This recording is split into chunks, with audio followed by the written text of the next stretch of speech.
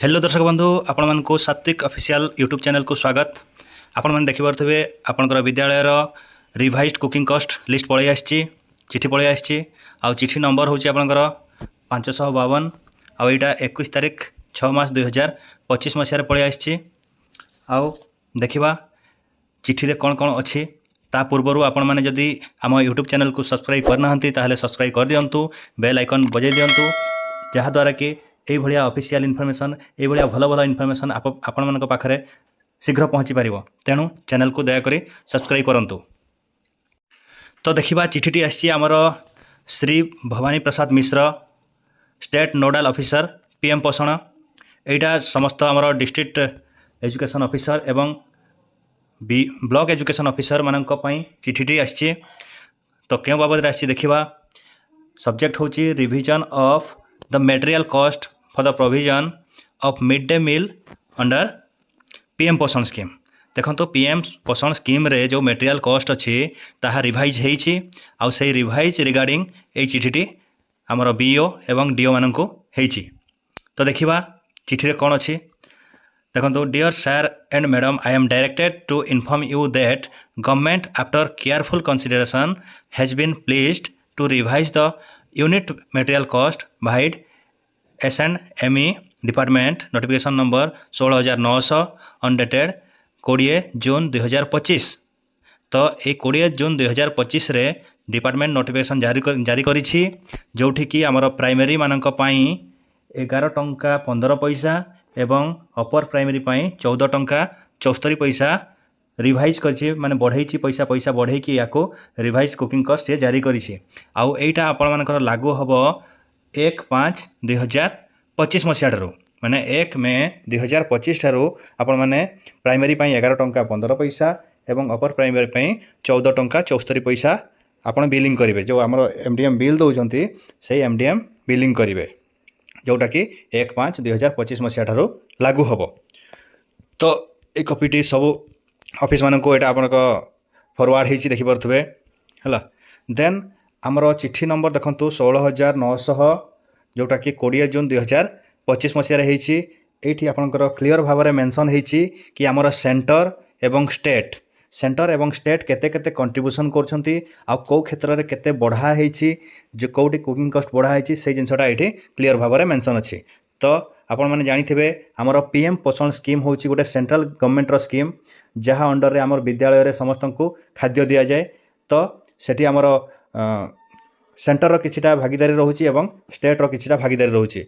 आपण मैंने देखंतु आमर प्राइमरी पाई सेंटर दौछि 6 टंका 78 पैसा एवं अपर प्राइमरी पाई 10 टंका 17 पैसा, जोटा कि आमर 1/5/2025 मसीहा ठारू लागू हम। एवं या पाई स्टेट गवर्नमेंट किछिटा एडिशनल मटेरियल कुकिंग कॉस्ट देइछि, जोटा कि प्राइमरी पाई 1 टंका 45 पैसा एवं अपर प्राइमरी पाई 1 टंका 65 पैसा।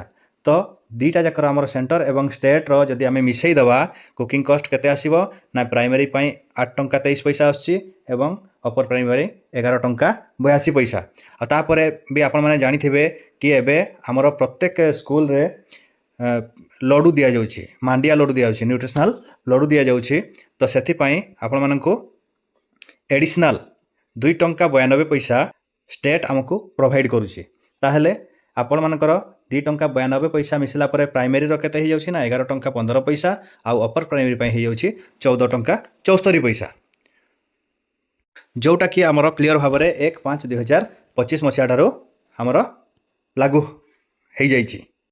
एटी देखंतु दर्शक बंधु आमर केउ क्षेत्र में केते वृद्धि होईछि आमे से जिनसटा जानिबा। देखंतु एटा थर्सडे आमर गुरुवार जोटा गुरुवार रे आपण माने जानिथिबे एबे डालमा केवल गुरुवार दिन ही दिया जाउछि। तो आगरू भी 25 ग्राम थिला एबे भी आपण मानकर सही 25 ग्राम देबे। कुकिंग कॉस्ट जोटा 25 ग्राम रहिबो सेटा आपरो 2 टंका 87 पैसा। तो एटा गोटे किलो को केते पड़िबो सेटा आपण माने हिसाब कर नेबे। न्यूट्रिशन लड्डू जोटा एक्स्ट्रा एड होईछि सेटा आपनकर गोटा को 3 टंका 50 पैसा एवं फुएल आपनकर आगरू 50 पैसा थिला एबे सेटा 76 माने 76 पैसा हो जाइछि। आ टोटाल जदि आपण मिसेबे टोटाल आपनकर 11 टंका 15 पैसा आसी जाउछि।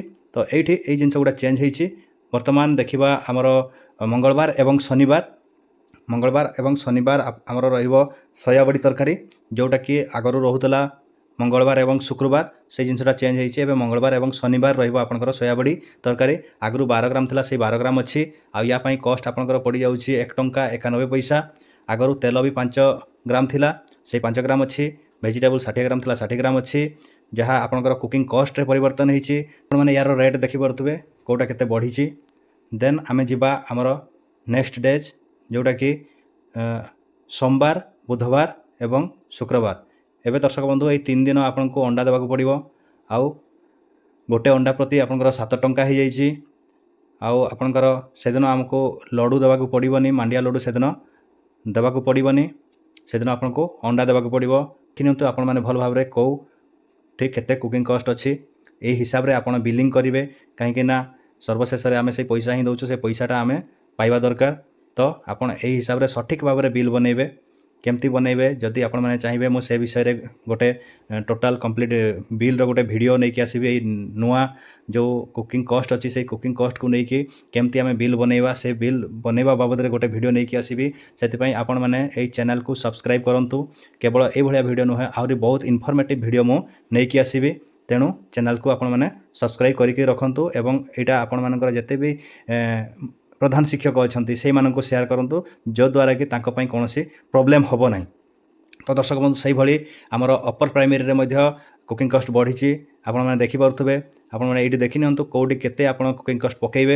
ये हूँ गुरुवार गुरुवार दिन आमर डाली देवार डालमा देवार प्रोविजन अच्छी एवं आपणकर मंगलवार एवं शनिवार पुणी आउ थे कही रखुच्छी मंगलवार एवं शनिवार जोटि कि आपण सोया तरकारी देवे सोया बड़ी तरकारी देवे एवं 3 दिन अंडा वर्तमान सरकार 3 दिन अंडा देवे जोटा कि मंगलवार सोमवार बुधवार एवं शुक्रवार सोमवार बुधवार एवं शुक्रवार 3 दिन अंडा देवे आ अंडा तरकारी देवे आ अंडा तरकारी जो अंडा पड़ो से अंडार रेटा देखो एवं 7 टंका हो जाइए जहाँ हो। तो यह थिला आमर टोटाल एमडीएम कॉस्ट रिवाइज उपरे संपूर्ण वीडियो जदि आपण मानक वीडियोटी भल लगी कमेंट बॉक्स रे कमेंट करंतु जदि किसी अधिका जानिबा पई चाहउछंती ताहले भी कमेंट बॉक्स रे कमेंट करंतु आउ ए वीडियो को अधिक शेयर करंतु प्रधान शिक्षक पाखक पठांतु जी स्कूल रो बिल बनाउछंती जी एमडीएम बनाउछंती तांको ए वीडियोटी शेयर करंतु यह तांको पई बहुत यूजफुल हबो। तो दर्शक बंधु आज पई एतिकी धन्यवाद। जय जगन्नाथ वंदे मातरम जय भारत जय।